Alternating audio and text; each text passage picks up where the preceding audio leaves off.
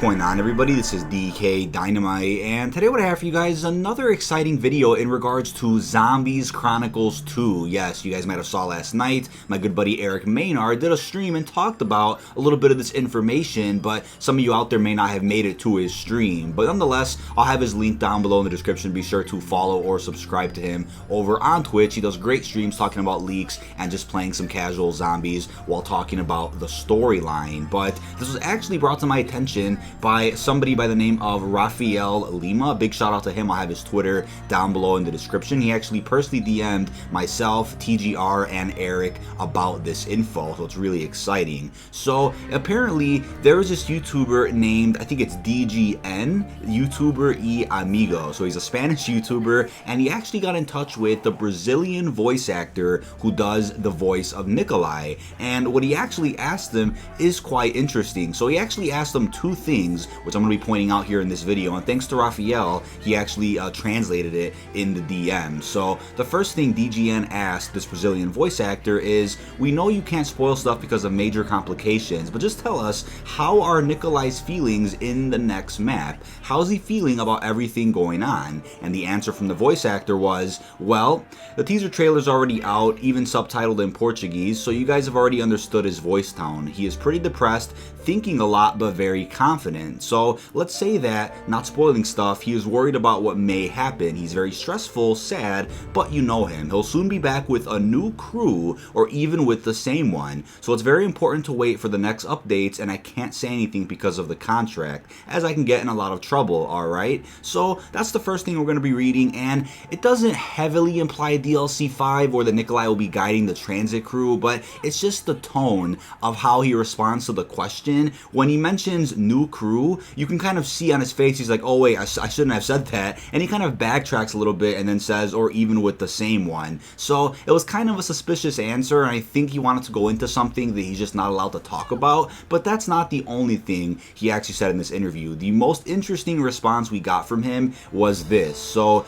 DGN asked him the following question, and it was, is Nikolai really saying goodbye to Call of Duty Black Ops 4 Zombies according to your last recordings? And the voice actor then responded and said, well, coming from Nikolai, I'd say nothing lasts forever in the sense of not being a goodbye. This part makes more sense in Portuguese, as Rafael pointed out. He always has extra strength to push his crew along the way, and I think everyone likes him. If the players ask him to stay, the developers won't say no, and he'll come back. It sounded like a goodbye, but who knows? They may say it, but they'll soon be back as something else with other functions. Hasn't he come back as a leader? So that's it when it comes to the Brazilian voice actor's response to DGN's question. Once again, shout out to Rafael Lima for translating this from Portuguese over into English via Twitter DMs. But in regards to what that could mean now, so I think the easiest opportunity and answer to this would be the transit crew, or Victis, going to Transit Diaries and Buried for a new purpose, right? To reactivate those polarization towers or to grab some artifact, whatever that could be. And when they go there, instead of Stuhlinger hearing Ultimus Richthofen and even Primus Richthofen's voice in his head, he could actually hear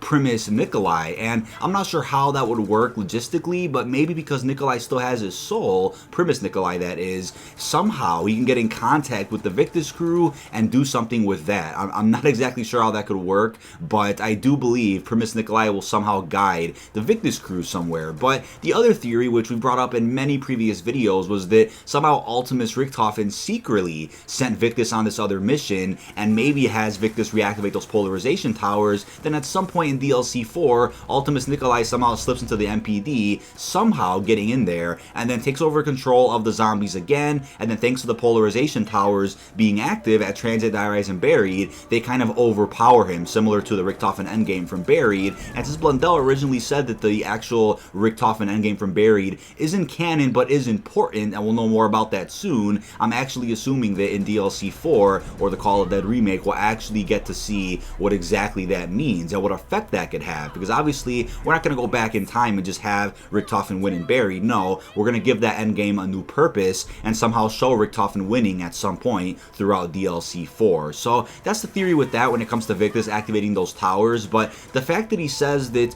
Nikolai and the crew could return for other functions, even Rafael Lima pointed out that it could be something similar to Shadows of Evil, where they somehow make cameos towards the end of those Easter eggs in these new Victis maps at some point point, or you hear their voices, or something happens where the Primus crew or even Ultimus is involved with whatever Victis is doing back in those 3 original Victis maps. So it's really important to speculate about this because, again, when it comes to the first Zombies Chronicles from Black Ops 3, the actual, I think it was Brazilian or some type of voice actor from a foreign country actually leaked a little bit of DLC 5 as well, because I remember those voice actors hadn't been active for a while. You know, they had done the voices for Revelations and all the maps before that, but when it comes to DLC 5, it had been a good maybe 5 months or so since Revelations came out, and they were claiming that they were still in the studio recording voice lines for the good old famous crew, and they were talking about space monkeys and space and rockets and all these other crazy things and foreign temples. They were talking about these things which clearly pointed out that Ascension, Shang, and Moon were coming back respectively, and at the time people were like, oh, they could have been talking about anything, but no, they were actually referring to the first Zombies Chronicles that they were actually dubbing lines for, because as you guys might know, the actual lines for the American voice actors who do Ultimus, Richtofen, Takio, Dempsey, Nikolai, they just reused those lines from the originals. They didn't have to re-record anything, but they ended up re-releasing Zombies Chronicles in other countries that I'm assuming never played the original map, so they had to actually dub those voice lines in other languages. So we're really starting to see very similar signs to a DLC 5 that we also saw back in Black Ops 3. You know, you have these small whispers from, you know, quote-unquote Activision leakers, possible investors. You have information from inside sources who've been leaking the entirety of Black Ops 4 DLC and the entirety of Modern Warfare 2019. All those people are saying the exact same thing. We're getting 3 heavy remakes of the Victis map. So I think when it comes to this voice actor talking about it, again, it's very hopeful, but I will say that if the actual polarization towers being reactivated isn't a part of some type of betrayal plan from Ultimus Richtofen, then I do think Primus Richtofen is smart enough to know that, hey, the Chronorium says that your Victis crew needs to go to X, Y, and Z to turn on these towers to help us destroy 115 and defeat Dr. Monty. Nikolai will then send them there, guide them along the way. There's another theory out there that, you know, I've been talking about with friends that maybe Primus Nikolai somehow gains control of the zombies using his soul. He could somehow be in 2 places at once. There'd be really interesting points to actually think about. I'm not sure why he would take control of zombies, because again, if Nikolai took control of the zombies with the MPD, he probably would just not have any zombies anywhere. He would just be in control of this power to harness it to somehow use it against Monty. But maybe there's a twist like that in the Victis maps. We just don't know. But it's worth pointing out that Primus Nikolai is a very important character. We haven't exactly seen what use he'll have for his soul since Gorod Krovi never happened. But besides that, we also have a new teaser earlier today from Treyarch, and it says the way through will be revealed. I'm gonna say that's like an animated portion of the map. I can't tell if that's actually in-game or not. People are saying it looks like it's 3D, but the actual quote that plays is the following. We created Ascension on the principle of being better men, of making this world a better place. If this blood is key to unlocking the future, we would be fools to not take this opportunity. If this blood is key towards unlocking the future, we would be fools for not taking this opportunity. So that's a really interesting quote, and we can't exactly pinpoint who's saying that. It kind of sounds like Gersh, but since his story was closed off all the way back in Gorod, I don't see him making a return. However, it is possible to see a radio from Group 935 or even Group 601 or any group that was tied to Siberia and these 115 experiments. It is possible to see a radio from someone like Gersh at some point in this map to maybe fill in some more gaps that weren't explained in the past. However, there's also a possibility it could be Harvey Yena, who may sound like Gersh, but is also a character that we don't know much about. We honestly don't. And we've never really heard much of him, nor have we seen him in many zombie maps. So I think when it comes to the Ascension group coming to the forefront here in this Call of the Dead remake, it would make the most sense to not only fill in gaps with these characters, but give them a new purpose and help us push the narrative towards the end of this Ether finale. So can't wait to see what exactly this means in regards to blood, in regards to the way through. Now I do think the blood could be in reference to the little vial that looks like a vial of blood that we used to reload the VR11 with in the original Call of the Dead. And this brings me to a previous theory I brought up in an older video where maybe the elemental shard could be retconned as the source of power for the VR11 itself, and somehow on the map we either learn through radios or a quest that they somehow use the elemental shard to somehow maybe cure a zombie with it, and then take the blood from that zombie who is now cured, and we then use that to like mass manufacture a cure for the 115 apocalypse, and you know, that just becomes the ammo type for the VR11. You insert that in the VR11, you then shoot at a normal zombie, and boom, will turn back into a human. That could be what the blood is referring to, with how it really is the answer to the future and the answer to curing this 115 disease. All we do know is that on Classified, we of course have the writing on the wall, which is obviously going to be important in DLC 4,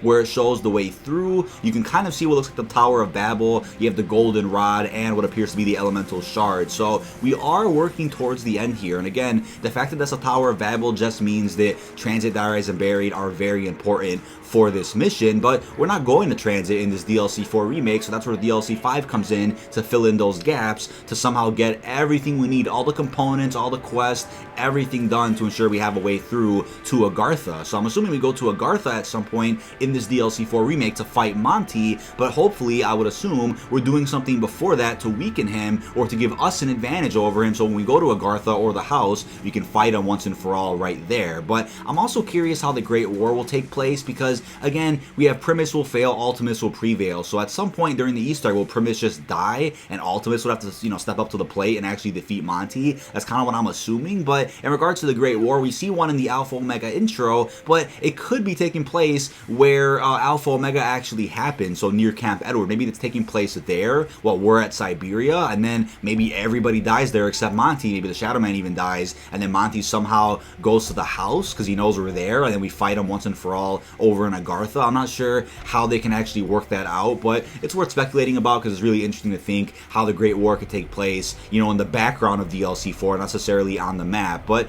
you know, there could even be a time travel segment of the Easter egg similar to the Reisendrak, where we time travel to a different point in time and can see some really interesting stuff. So maybe we can time travel in the Easter egg, or, you know, travel through space somehow and actually see the Great War happening, or we can go through the Great War, run right through it, and then do whatever it is we have to do. That would be a really cool Easter egg for those out there who expected a Great War map for DLC 4. But that is about it. This has been dkdynamite. Check all links down below in the description. What do you guys think about the Brazilian voice actor of Nikolai talking about potentially guiding a new crew, maybe even the Transit crew, in some other maps aside from the one we're going to be seeing in DLC 4? And also let me know what you think about the teaser we saw earlier today from Treyarch. It appears their marketing is going to be going through the Modern Warfare beta, so I don't expect the teaser tomorrow when the actual beta begins for Modern Warfare, but at the very least we'll probably see marketing this Friday and even next week while the beta is already active, because they obviously have to market the final zombie map with whatever it is they want to show, on top of doing a final operation trailer before all of that begins on September the 23rd as well. And the beta ends, I think it's Sunday night, maybe even Monday morning, depending on how servers are and if they go down or not. So everything's cutting it quite close. We have the release of the final operation and DLC 4 for zombies